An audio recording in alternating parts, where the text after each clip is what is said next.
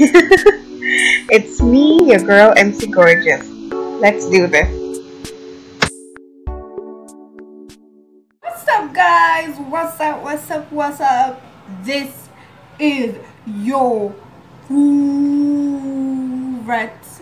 MC back to your screens again, guys. How are you? How are you? How are you? You guys have to tell me how you are, because you know what, at this point it's about how are you. You need to find out how a person is doing.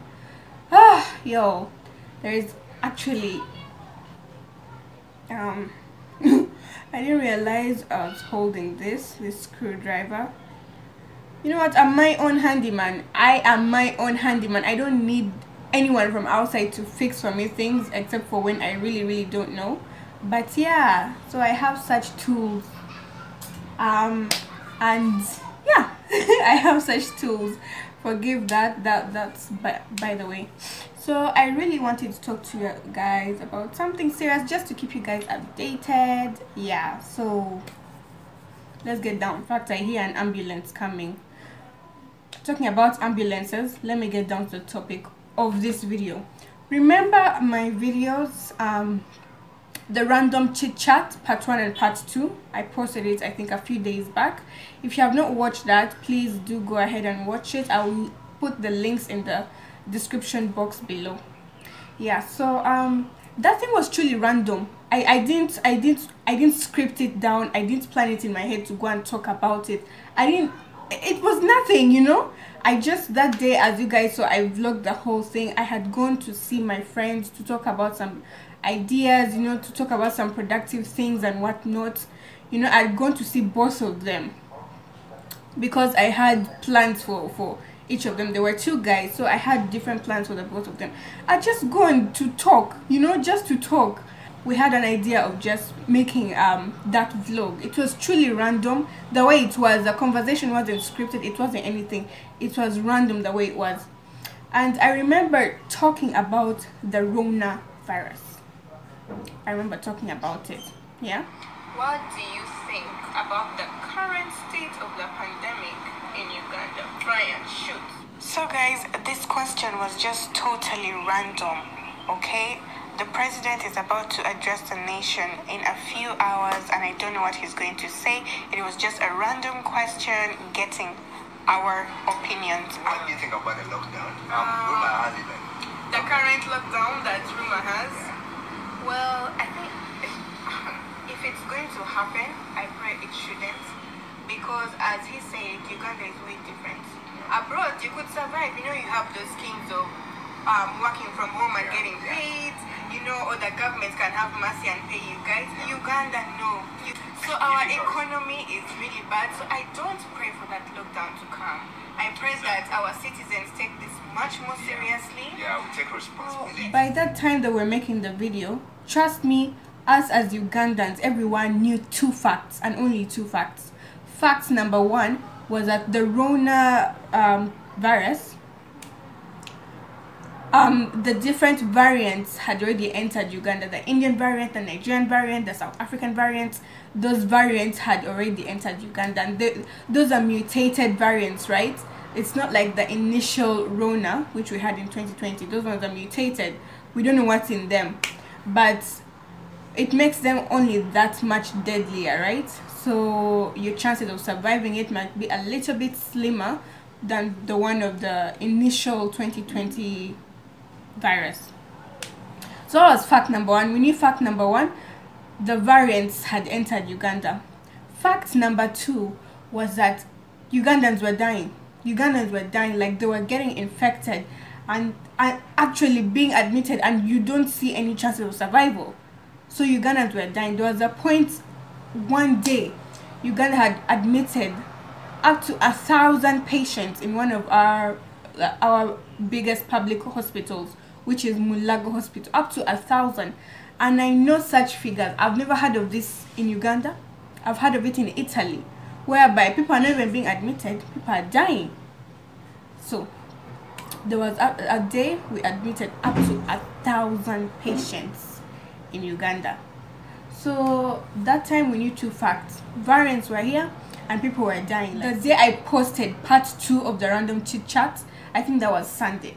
I knew on Sunday evening we were going to the president was coming to talk to us on the television. He was coming to talk to us on the television to update us on the state of the nation. And that video, I had shot it prior to Sunday. Some days before Sunday, I just delayed to actually post it. But Sunday, the guy came to talk to us. A few days back, before Sunday, even before I went for this video, a few days back, he came, the president of Uganda came to talk to us on the television, and he's like, hey, you guys, I'm here to warn you that this variant, this new Rona is very, very deadly. Wear your masks, do this, enforce the SOPs the way they were in 2020. The way you were serious in 2020, you should be that serious right now, because this thing is not kidding, and this time it's actually even affecting the young, and the young are even dying. The young are dying. Before, with the initial virus, the young could survive. You know, it was the elderly dying more. Not that the young were not dying, but the young could survive that one. But this one is catching the young, and people are actually dying. So protect yourself. So he came to warn us. He's giving us a week to implement these SOPs. If not, he's locking down the country. That was prior to anything, prior to me shooting the video, prior to the Sunday thing. So Sunday comes after me shooting the video, and guess what? He puts us on lockdown. Oh my gosh, he puts us on bloody lockdown, guys. This is our second wave as a country. As Uganda, this is our second wave, while other countries are still currently facing their second wave, or actually getting over the second wave. Uganda is just now experiencing its second wave. So there is panic, there is chaos, there is confusion, there is sadness everywhere. So I'm not blaming him for putting us on lockdown. No, because the situation is very dire. He warned us 1 week prior. He's like, you guys, SOPs, enforce your SOPs. If the numbers don't reduce, I'm putting you on lockdown. He gave us that fair warning. So it's not like this lockdown just came out of thin air. And another thing is that this lockdown is not total lockdown like the ones all countries had in 2020. This one is very partial. I think countries, like most countries who have experienced a second wave, have gone through a partial lockdown or total lockdown, but this one is partial. So what did he do this time? What do I mean by partial? He sent home 15 million students. All schools, whether you're in nursery, whether you're in primary, high school, university, he sent them back home. And let me explain something to you guys. The government had come up with a schedule for students, for all students, whether you're in primary or high school or university.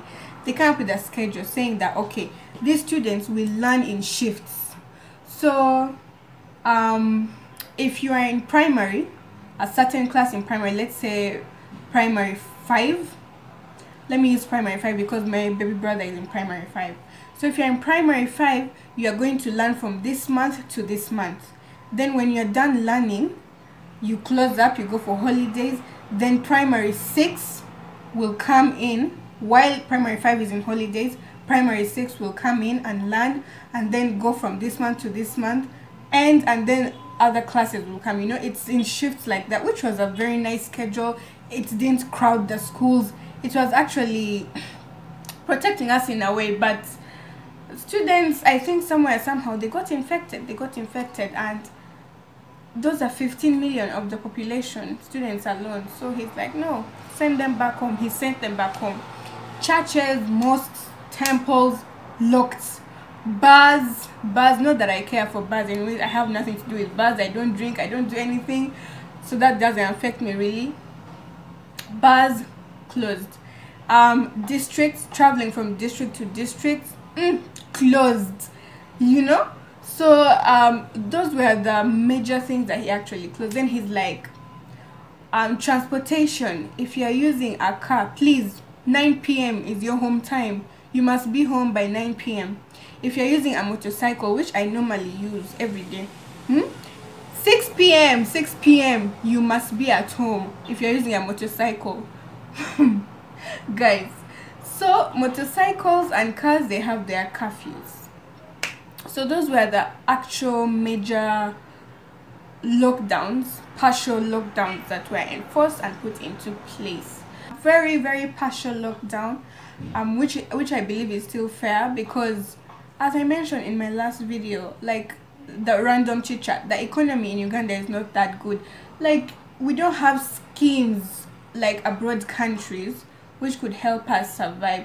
We actually depend on going out physically into town and hustling for your money and coming back home.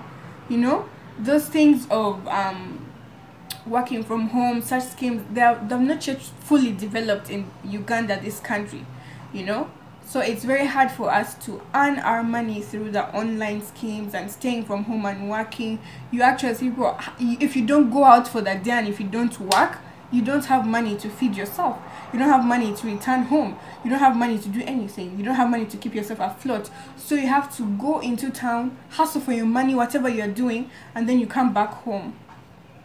So this partial lockdown, I wouldn't say, okay, it has taken a toll on many people mentally, you know, but I still say it's fair. It's giving us a fighting chance. It's giving you a fighting chance, because you can still go into town as long as you're obeying the rules and regulations and SOPs. Go into town, do what you have to do to hustle for that day and come back home. You know, it's not like the total lockdown where even transport itself was closed. There was no way. Shops, malls, everything was closed. So aside from that, guys, just pray for Uganda. Pray for Uganda. I know even some countries are still in their lockdowns, but Uganda right now, we are just entering this. We don't know what it's going to be like. We don't know what the experience will be like. It's very scary for most. It's very, very scary for most, but just pray for us. Let's get through this the way other countries did. It's bad, because just when you thought that, just when I thought that life was getting back to normal, like you can go and do your things, what, you know, I'm done with education. Well, not done, but I'm trying to graduate, looking for jobs here and there. You thought that you could have a fighting chance to get a job and do this and this and this, and then this lockdown actually comes in because of the virus. It's crazy to think about, which only makes opportunities much more tougher to get. You know, it takes a toll on you. Just pray for each other, pray for this country, pray for everyone globally, because this thing just affects people very differently. Let's pray for each other. We'll be fine. Don't be morbid in your thoughts. I know the situation is very unnecessarily dark, but don't be having dark thoughts. Don't be having suicidal thoughts. Situations will pass. Keep yourself in prayer. Keep the country in prayer. Keep your people in prayer. So guys, that is it. Thank you so much for sticking with me throughout this video. I will see you guys in the next video. Peace, blessings, stay Gucci. Bye.